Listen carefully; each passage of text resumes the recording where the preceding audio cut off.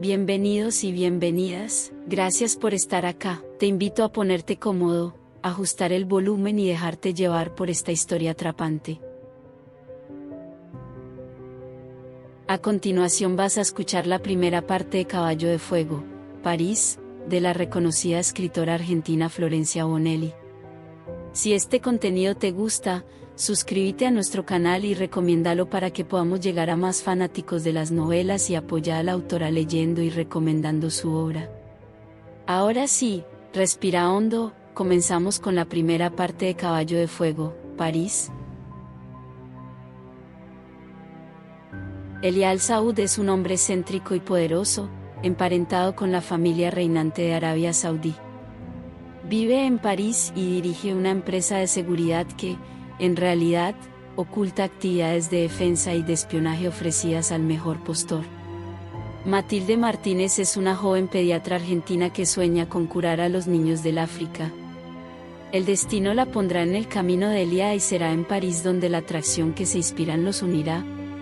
Sin embargo, los secretos que ambos guardan celosamente pondrán en riesgo no solo su amor, sino sus vidas.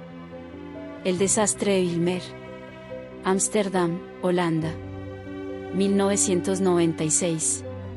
El Boeing 747-200 de la aerolínea israelí El Al esperaba en la cabecera del corredor número 1 del aeropuerto Ámsterdam Schiphol para despegar. El ingeniero de vuelo se asomó desde la cabina para dirigir una orden al único pasajero, Yaron Gobi. Ubíquese en el jump seat, se refería al asiento plegable junto a la puerta del avión, y ajustes el cinturón. Les había llegado el turno, el operador de la torre de control lo anunciaría pronto. El Al Flight 2681 los llamó por su número de vuelo, Ready for Taking Off. Ante el rugido de las 4 turbinas del Jumbo, como se apodaba el Boeing 747, su único pasajero experimentó un escalofrío. Nunca le había gustado volar, menos con la carga que ocupaba por completo el fuselaje y de la cual él era responsable. De acuerdo con los documentos de flete, el avión llevaba perfumes y otros productos de cosmética. Él, sin embargo, conocía la naturaleza de la carga. Estaba nervioso.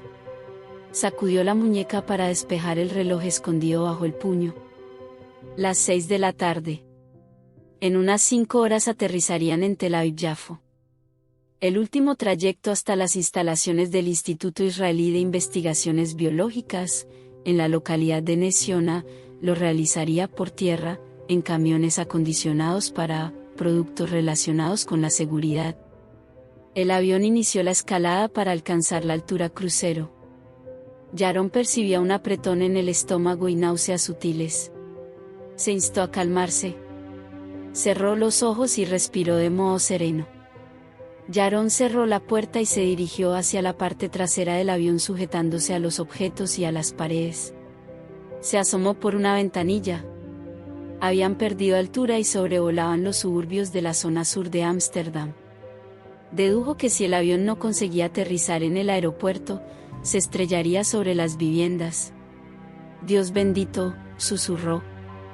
En La Haya, sede en Europa del Servicio de Inteligencia de Israel, conocido como Mossad en el mundo del espionaje o simplemente como el Instituto, el jefe de operaciones de reclutamiento, el Katz Ariel Bergman, recibió la llamada del colaborador, o Sayan, que mantenían en la torre de control del aeropuerto Ámsterdam Schiphol. Bergman había reconocido el teléfono en el visor. Levantó el auricular y preguntó: ¿Qué sucede? A pesar de la utilización de líneas seguras, el código marcaba que jamás se mencionaban nombres ni apellidos. Acaba de presentarse un Mayday. Proviene del vuelo de El Al número 2681. Se trataba del primer servicio que le prestaba ese Sayan, nombre con que el Mossad denomina a los judíos de la diáspora, comunes ciudadanos dispersados en los 4 puntos cardinales, que, dado su entusiasmo por el Estado sionista, prestan servicios a cambio de la satisfacción de colaborar con la defensa y la supervivencia de Eretz Israel, la tierra de Israel.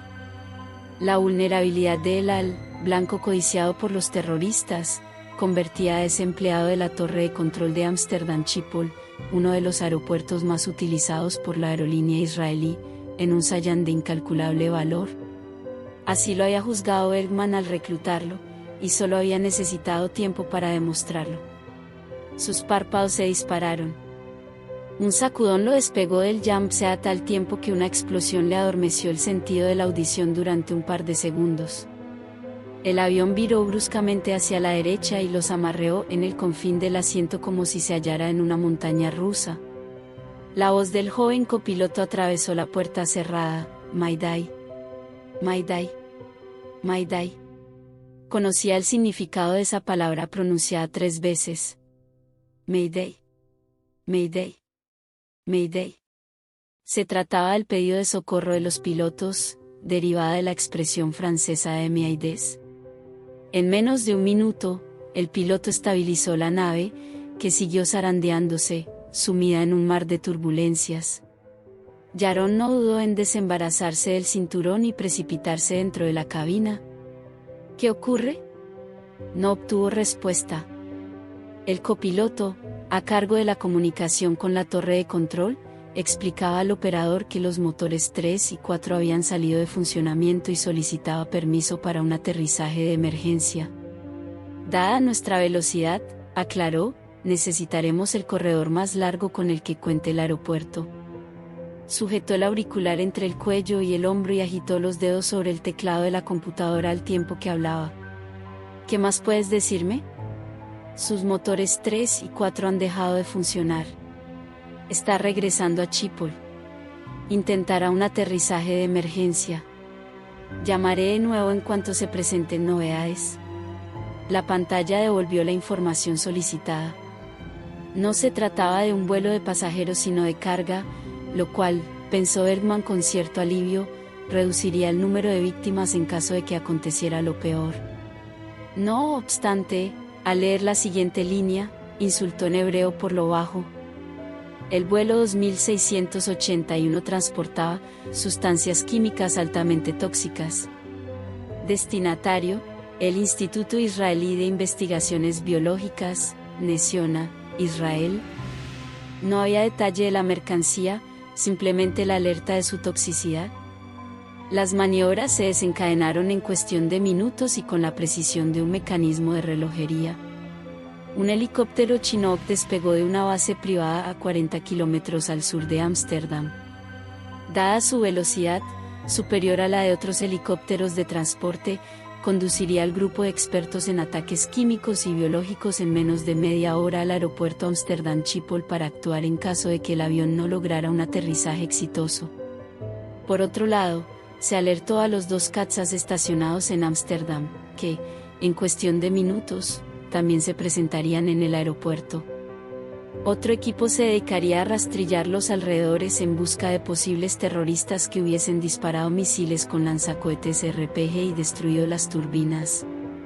Por último, comunicaron la contingencia al director general del instituto, que decidiría cuándo y cómo se informaría al primer ministro, Benjamin Netanyahu, al ministro de Defensa, Yitzhak Mordechai, y al canciller, David Levy. A las 6:30 de la tarde, el vuelo al 2681 se preparaba para aterrizar. En tanto el copiloto lo anunciaba a la torre de control, el capitán levantaba la nariz del avión para disminuir la velocidad. Esta maniobra de rutina provocó una crisis en la sustentación, y el avión perdió de nuevo estabilidad.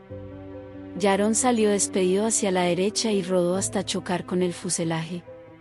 Se incorporó aferrándose del borde de la ventanilla y a una cincha usada para sujetar la carga. Se dio cuenta de que perdían altura. El capitán, a diferencia de unos minutos antes, no lograba dominar la nave. Había escuchado en un documental de National Geographic que el Jumbo estaba preparado para volar con solo 2 de sus motores. Si el problema radicaba en que las turbinas 3 y 4 habían cesado de funcionar, porque el avión se sacudía, perdía estabilidad y caía como en espiral. No había turbulencia ni tormenta. Morirían. No le cabía duda. La visión lo asaltó de una manera extraña, lo sorprendió, lo llenó de paz también. El rostro de Mosé se reflejó en el acrílico de la ventanilla. Su amado Mosé, que lo esperaba en Nesiona. ¿No resultaba fácil admitir la homosexualidad en un país como Israel? Con todo, Moshe y él habían aprendido a aceptar su amor. Lo ocultaban, para protegerse, en especial en el Instituto de Investigaciones Biológicas, donde trabajaban. Habían experimentado la libertad en sus vacaciones del año anterior, ahí mismo, en Ámsterdam. Recordó esos días felices, cuando caminaban de la mano o se abrazaban mientras la lancha navegaba por los canales, y nadie les dirigía un vistazo. Se acordó también del paseo por el lago Ixel. «El lago», gritó. Se arrastró, se incorporó, cayó de bruces y volvió a levantarse hasta alcanzar la cabina. Abrió la puerta y vociferó: «Por amor de Dios, eviten el agua. A cualquier costo. Que este avión no caiga sobre el agua. O que Dios nos ayude». El periodista Ruud Kok mecanografiaba en su computadora el artículo sobre mercenarios que entregaría al NRC Handelsblad, un periódico vespertino holandés de gran reputación. Trabajaba en la sala de su departamento en Bijlmermeer, más conocido como el Bijlmer.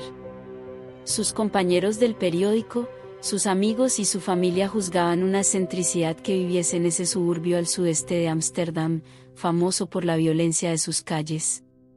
A Ruud, el barrio le sentaba bien, le gustaba el pintoresco paisaje que componían sus vecinos de distintas razas, ya que en el Bijlmer encontraban refugio los inmigrantes, sobre todo los que habían abandonado Surinam después de la independencia en el 75. Concebido como un proyecto moderno y de vanguardia, inspirado en las ideas revolucionarias de Le Corbusier, el Bijlmer se componía de largos bloques de viviendas de 10 pisos que zigzagueaban para formar una colmena. Entre una línea de construcción y otra, se desplegaban espacios verdes y lagos, áreas comerciales y oficinas. Ruud cesó el frenético tecleo, estiró los brazos, acomodó los huesos del cuello y bebió un trago de café con leche. Releyó las primeras líneas de su escrito. La investigación sobre mercenarios estaba mostrándole el lado más oscuro y cruel del ser humano.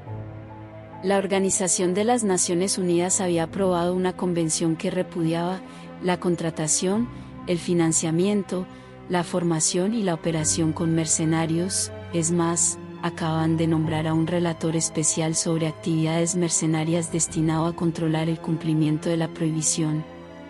La semana anterior, Ruud lo había entrevistado en su oficina de la sede del organismo, en Turtle Bay, un vecindario de Manhattan. El funcionario había sido claro. Si quiere conocer el mundo de las llamadas empresas militares privadas, su hombre es Elial Saud. Todos los caminos conducen a él. Una vibración le surcó el cuerpo, apenas un cosquilleo. Dirigió la mirada a la taza. Ondas concéntricas se dibujaban sobre la superficie del café con leche y parecían responder al silbido que pronto se convirtió en un trueno y que penetró el vidriado doble de las contraventanas. La casa se estremeció. Ruud corrió al balcón. Lo que vio, lo llevó a decir: «Todo ha terminado». El gigantesco avión cuya nariz apuntaba a su rostro se estrellaría contra el edificio en segundos. Había escuchado al respecto, aunque, hasta ese día, no le había dado crédito. Era cierto, en el instante previo a morir, nuestra vida, desde la infancia a la adultez, se proyecta en un destello frente a nuestros ojos. El avión dio un viraje hacia la izquierda, hacia el edificio vecino. Ruud pensó que si hubiese estirado la mano, habría acariciado la panza de la nave. Corrió al teléfono y llamó al servicio de emergencia. El teléfono volvió a sonar en la oficina del Katz Ariel Bergman. «Dime». «El avión acaba de desaparecer de la pantalla del controlador», informó el Sayan. «Se estrelló, cayó a tierra». Bergman se puso de pie. «Desde la torre de control vemos la columna de humo negro que se eleva en la zona del Bijlmer». Lo pronunció, «Belmer». «El Bijlmer», susurró Bergman, y apoyó la mano sobre el escritorio. El Bijlmer, aulló para sí, porque sabía que se trataba de una de las zonas más densamente pobladas de Ámsterdam. Ruud Kok rescató a varios de sus vecinos, atascados en sus viviendas, amenazados por las llamas, que rugían y lamían la estructura del edificio. Días más tarde comprendería la ferocidad y magnitud del incendio cuando el jefe de bomberos le explicase que las alas del Jumbo transportaban más de 50.000 libras de combustible. El número de víctimas ascendió a 43, e incluían a la tripulación, el capitán, el copiloto y el ingeniero de vuelo. El avión había abierto una brecha en el largo bloque de departamentos, lo había partido en dos. La prensa mundial conjeturaba acerca del motivo del accidente. Ningún periodista se olvidaba de pronunciar la palabra terrorismo, aunque pasaran las semanas y ninguna organización se adjudicase el hecho ni se encontrase evidencia de explosivos entre los detritos. Un ciudadano común que navegaba por el lago Ixel lanzó el primer rayo de luz a la investigación al declarar que vio cómo los motores del Jumbo caían en la ensenada. Las turbinas no habían cesado de funcionar, se habían desprendido del avión. Los buzos rescataron los motores 3 y 4 y los técnicos iniciaron su trabajo. Woodcock participó de la conferencia de prensa en la cual se informó que los motores se habían desprendido debido a la fatiga del material que los unía al ala. En caso de que dichos motores simplemente se hubiesen apagado, explicó el jefe de los investigadores, el avión habría aterrizado sin problemas. Pero, al faltar los dos motores, el ala sufrió una avería en su diseño y perdió estabilidad. Con gráficos y afiches, explicó el fenómeno por el cual el paso del aire por arriba y por debajo del ala permite que la nave vuele. La pieza que mantenía el motor 3 adherido al ala presentaba una falla. Finalmente cedió. El motor 3 se desprendió, chocó con el 4 y lo arrancó. Rudd levantó la mano y formuló una pregunta. Aclaró que iba dirigida al gerente de Relaciones Públicas del AL.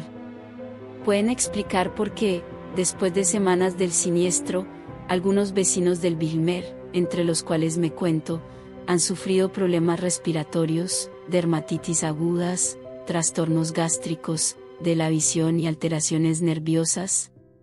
Incluso algunos han vomitado coágulos.